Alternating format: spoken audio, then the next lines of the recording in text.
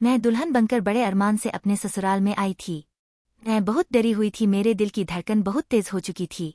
मेरा शरीर बहुत जोर से कांप रहा था और मेरे नाना ने मुझे कमरे में बिठा दिया था। जैसे जैसे वक्त गुजर रहा था मुझे डर लग रहा था, कुछ ही देर में अभिनव कमरे में आ जाएंगे। यह सोचकर मेरी जान निकल रही थी। मैं बस यह सोच ही रही थी कि कुछ देर में कमरे का दरवाज़ा खुला। अभिनव मेरे सामने थे। उसे देखकर मेरी सांसें थम चुकी थी, क्योंकि कुछ ही देर में हमारे बीच कुछ होने वाला था।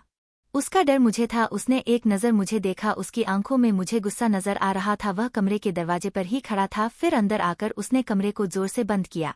कमरे के बंद होने पर मुझे ऐसा लगा जिसे मेरे सीने से दिल निकल गया हो। कुछ देर में कमरे का दरवाज़ा वापस खुला। मेरी सास अंदर आई, उसके हाथ में सफ़ेद चादर थी। उसने कहा, चलो तुम दोनों बेड पर से उठो, मुझे बेड पर सफ़ेद चादर डालनी है।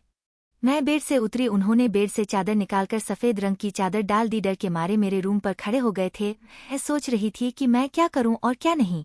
कुछ देर में अभिनव मेरे पास आया और कहने लगा, तुम बहुत खूबसूरत हो, जितना सोचा था उससे कई ज्यादा खूबसूरत हो तुम। यह कहकर उन्होंने एक मखमली डब्बा अपनी जेब से निकला, जिसमें शायद मेरी मुंह दिखाई का कोई तोहफा था। उसने एक चैन निकाली और मेरे गले में डालने लगे और वह मेरे करीब आने लगा।